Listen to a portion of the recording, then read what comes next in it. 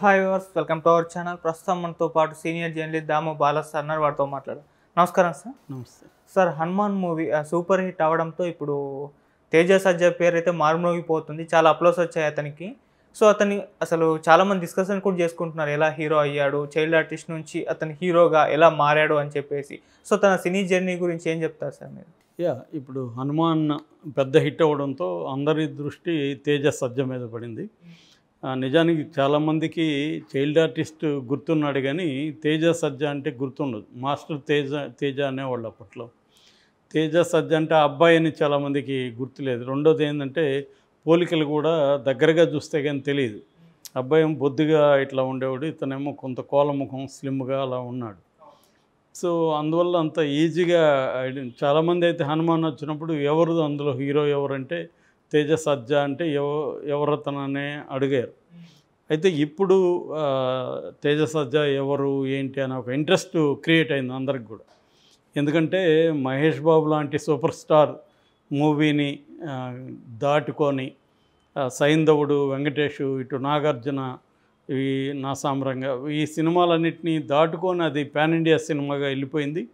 దాదాపు 72 కోట్లు ఇప్పటికి కలెక్ట్ చేసింది. ఇంకొక 2 రోజుల్లో 100 కోట్ల క్లబ్లోకి వెళ్ళిపోతుంది. ఆ తర్వాత 100 crores క్లబ్లోకి కూడా వెళ్ళే అవకాశం ఉంది.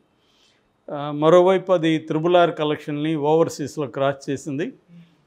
ఈవెన్ సలార్ అండ్ కేజీఎఫ్ని కూడా దాటే అవకాశం కనబడుతుంది. ఈవెన్ బాహుబలి 2 ద కన్క్లూజన్ అది కూడా దాటే అవకాశం కనిపిస్తూ ఉంది. ఆల్రెడీ కాంతారా కలెక్షన్లు దాటేసినట్టుగా తెలుస్తుంది అనమాట. ఏదేమైనా ఒక సంచలనాన్ని అయితే క్రియేట్ చేస్తుంది. సో ఈ క్రమంలో తేజ సజ్జ బయోగ్రఫీ చూస్తే నిజానికి వాళ్ళది విజయవాడ. బట్ 40 ఏళ్లకు ముందే వాళ్ళ నాన్న వాళ్ళు ఇక్కడ సెటిల్ అయ్యారు. వాళ్ళ నాన్న ఒక ఫార్మా ఇండస్ట్రీలో పనిచేస్తారు, వాళ్ళ మదర్ హౌస్ వైఫ్.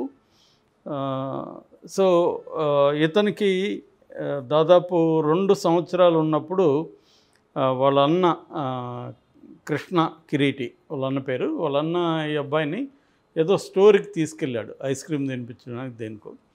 ఆ టైంలో గుణశేఖర్ గారు కూడా అక్కడికి వచ్చారు, డైరెక్టరు. ఆయన అప్పుడు చూడాలని ఉందని చిరంజీవితో సినిమా ప్లాన్ చేస్తూ ఉన్నాడు. ఇంకా ప్రీ ప్రొడక్షన్ స్టేజ్లో ఉందన్నమాట, స్క్రిప్ట్ స్టేజ్లో. చూసినప్పుడు ఈ కుర్రాడు ముద్దుగా ఉండడం, యాక్టివ్గా చురుగ్గా ఉన్నాడు, సరదాగా అన్నతో కబుర్లు చెప్తున్నాడు. అది చూసి అతనికి ఈ అబ్బాయిని తన చైల్డ్ ఆర్టిస్ట్ తన సినిమాలు పెట్టచ్చు అనిపించింది. సో నేచురల్గా ఉన్నాడు, తను ఎట్లా విజువలైజ్ చేసుకున్నాడో అలాగ ఉన్నాడు. దాంతో వాళ్ళ అన్నతో మాట్లాడాడు, ఫోటోలు తీసుకుంటాను అన్నాడు. సరే తీసుకోమంటే ఫోటోలు తీసుకున్నాడు. దాని తర్వాత వాళ్ళ నాన్నని కాంటాక్ట్ చేశారు. వాళ్ళ నాన్నకేమో సినిమా ఇండస్ట్రీ మీద పెద్దగా ఇంట్రెస్ట్ లేదు, ఎందుకంటే వాళ్ళకి ఏ రకమైన బ్యాక్గ్రౌండ్ లేదు. కాబట్టి మొదట వ్యతిరేకించాడు. దాని తర్వాత సినిమా ప్రొడ్యూసర్ అశ్విని దత్ అని ఆయనకు తెలిసినప్పుడు ఆయన కూడా విజయవాడలో అశ్విని దత్ ఉన్న ఏరియాలోనూ ఉండేవాడు అనమాట. సో ఆ రకంగా ఆయనకి అశ్విని దత్ గురించి ఒక అండర్స్టాండింగ్ ఉంది. సో అంత పెద్ద ప్రొడ్యూసర్ చేస్తున్నాడు చిరంజీవి అని మళ్ళీ తెలిసింది. చిరంజీవి చేస్తున్నాడు అనేసరికి ఒకసారి చేద్దాము, ఇదే ఒక హాలిడేగా ఉంటుంది అబ్బాయికి అని ఒక్కసారికి అనుకొని వీళ్ళు ఒప్పుకున్నారు. సో ఒప్పుకున్న తర్వాత ఈ అబ్బాయికి లుక్ టెస్ట్ చేశాడు, ఆడిషన్ పెట్టాడు, అన్నిట్లో కూడా ఈ అబ్బాయి చురుగ్గా ఇది చేస్తాడు. అప్పటికి ఆ అబ్బాయి వయసు 2.5 సంవత్సరం. అయితే అది ఆ సినిమా లేట్ అయ్యి అది ఫినిష్ అయ్యి రిలీజ్ అయిన నాటికి 98లో రిలీజ్ అయింది. 98లో రిలీజ్ అయిన నాటికి ఈ అబ్బాయికి 4 ఏళ్ళు వయసు వచ్చింది.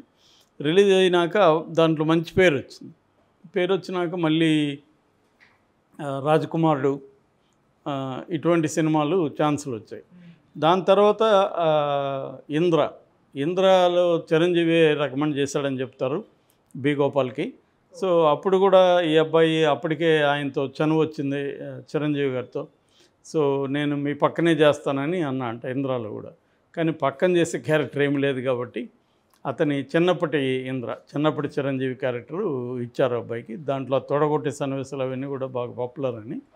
ఆ దెబ్బతో వితిన్ 2 yearsలో దాదాపు 30 సినిమాలు ఛాన్సులు వచ్చాయి. అంటే అది విపరీతంగా పాపులర్ అవడం ఆ సినిమా. దాంట్లో ఈ అబ్బాయి క్యారెక్టర్ బాగా పాపులర్ అవడంతో ఇంకా విపరీతంగా వచ్చాయి. దాంతో వాళ్ళు చివరికి హైదరాబాద్ పబ్లిక్ స్కూల్లో చదివాడు. మామూలుగా హైదరాబాద్ పబ్లిక్ స్కూల్లో ఏంటంటే ఇట్లాంటి ఎక్స్ట్రా కరికులర్ యాక్టివిటీ టాలెంట్స్ ఉన్న వాళ్ళకి, అంటే ఆర్ట్ కావచ్చు, క్రికెట్ కావచ్చు, రాజకీయాలు కావచ్చు, ఇలాంటివి ఏమైనా ఉన్నప్పుడు వాళ్ళు స్కూల్లో వాళ్ళు ఎంకరేజ్ చేస్తారు. అందుకే అక్కడి నుంచి క్రికెటర్స్ వచ్చారు. మన జగన్మోహన్ రెడ్డి అక్కడే చదివాడు, సీఎం అయ్యాడు. సో ఇలాగా వాళ్ళు ఓన్లీ చదివే కాకుండా వీటన్నిటిని కూడా ప్రోత్సహించి చదువును కూడా వాళ్ళు కవర్ చేస్తారనమాట. ఈ అబ్బాయికి ఇప్పుడు ఇది ఉంటుందో స్పెషల్ టీచర్ పెట్టి స్పెషల్ క్లాసులు పెట్టి చెప్పడం, ఇవన్నీ అలాగా ఈ అబ్బాయికి కూడా కోఆపరేట్ చేశారు వాళ్ళు. దానివల్ల ఇతనికి చదువు చెడకుండా దాంట్లో కూడా బాగా వచ్చాడు. దాని తర్వాత మొత్తంగా 50 సినిమాలు చేశాడు అతను. దాదాపు అందరూ పెద్ద హీరోల సినిమాల్లో కూడా మనకు కనబడతాడు. ఇటు పవన్ కళ్యాణ్, చిరంజీవి, మహేష్ బాబు, జూనియర్ ఎన్టీఆర్, వెంకటేష్, అందరూ ఇంకా అందరి సినిమాల్లో కూడా ఉన్నాడు. దాదాపు 50 సినిమాల పైన చేశాడు. అట్లాగే భాషలు తీసుకుంటే తమిళ్, ఈవెన్ హాలీవుడ్లో కూడా ఇతను చేశాడనమాట చైల్డ్ ఆర్టిస్ట్గా. దాని తర్వాత అందరికీ వచ్చే డైలమా ఇతనికి కూడా వచ్చింది, చైల్డ్ ఆర్టిస్టులకి. ఎందుకంటే చైల్డ్ ఆర్టిస్టులు కొద్దిగా టీనేజ్లోకి వచ్చేసరికి ఇంకా వాళ్ళకి చైల్డ్ ఆర్టిస్టులుగా పనికిరారు. అట్లని వాళ్ళని హీరోగా తీసుకోరు. ఈ టీనేజ్ క్యారెక్టర్లు చాలా తక్కువ ఉంటాయి. సో ఇటువంటి కాంటెక్స్లో గ్యాప్ వచ్చేస్తుంది, మర్చిపోయే అవకాశం కూడా ఉంటుంది. అది ఇతను కూడా ఎదుర్కొన్నాడు. అయితే ఇంజనీరింగ్ ముప్పాకాం కాలేజ్ ఆఫ్ ఇంజనీరింగ్ అని దాంట్లో జాయిన్ అయ్యాడు. ఇంజనీరింగ్ చదువుతూ మధ్యలో ఇతనికి ఏంటంటే ఎట్టి పరిస్థితుల్లో మనం ఈ జర్నీని ఆపకూడదు, హీరో కావాలి అని ఒక గట్టి పట్టుదల ఉంది. దాంతో చైల్డ్ ఆర్టిస్ట్కి ఉండే అడ్వాంటేజ్ ఏంటంటే డైరెక్టర్లు ఏం చెప్తే అది చేయడమే, వాళ్ళు పెద్ద ఇంప్రొవైజేషన్ అవన్నీ ఉండదు.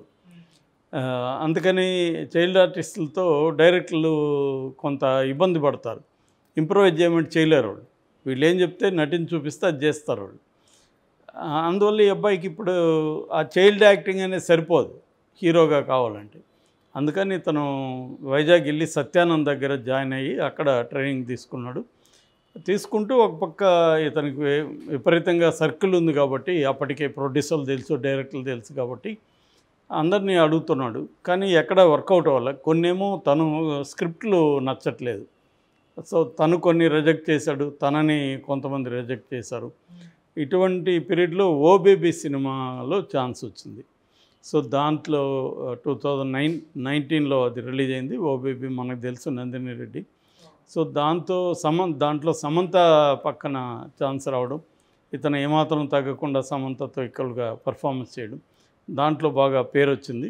అది చూసి ఈ ప్రశాంత్ వర్మ తనప్పటికి ఒక షార్ట్ ఫిల్మ్ చేస్తున్నాడు, అంటే ప్రైవేట్గా ఇండిపెండెంట్ ఫిల్మ్ అని చెప్పచ్చు.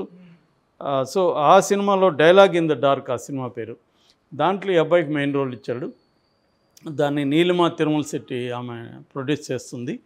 సో దాన్ని ఇండిపెండెంట్ ఫిల్మ్గా ప్రొజెక్ట్ చేద్దామని దాంట్లో పెట్టుకున్నారు, కానీ అది ఫినిష్ కాలేదు. ఫినిష్ కాకపోయేసరికి తర్వాత ఈ అబ్బాయికి మళ్ళీ గ్యాప్ వచ్చింది.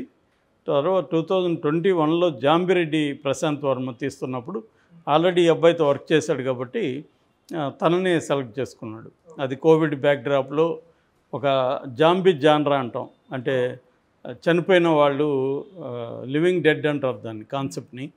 సో చనిపోయిన వాళ్ళు బతికి ఇబ్బందులు పెట్టడం.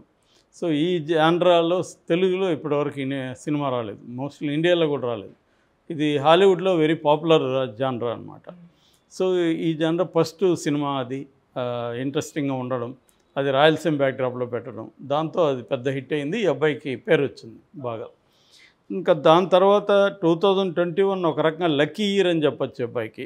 దాని తర్వాత ఇష్క్ అని ఒక మలయాళ dark love story, it's not a love story అని ట్యాగ్ లైన్తో అది దాంట్లో వచ్చింది, దానికి పేరు వచ్చింది.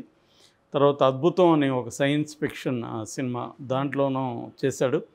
అట్లా 21 చేసిన తర్వాత మళ్ళీ ప్రశాంత్ వర్మే నేను ఒక పెద్ద ప్రాజెక్ట్ చేస్తున్నాను అని చెప్పి అబ్బాయిని తీసుకున్నాడు.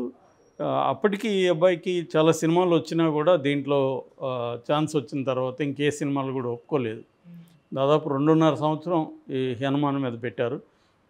ఒక క్లైమాక్సే దాదాపు 60 రోజులు తీశారన్నమాట. ఆ క్లైమాక్స్ టైంలో దాదాపు 6 రోజులు ఈ అబ్బాయి రోపు సహాయంతో గాల్లోనే ఉండిపోవాల్సి వచ్చింది. సో అంత రిస్క్ తీసుకొని చేశాడు. 6 నెలల పాటు గ్రాఫిక్స్ కూడా 6 నెలలు చేశారు దానికి. సో తనకేంటంటే ఒక కాన్ఫిడెన్స్ ఉంది ప్రశాంత్ వర్మ మీద, ఖచ్చితంగా ఈ సినిమా అవుతుందని. దాంతో డెడికేటెడ్గా వర్క్ చేశాడు. దాని రిజల్ట్స్ మనకు కనిపిస్తున్నాయి. సో ఇది బేసిక్గా తేజ సజ్జా ఒక జర్నీ.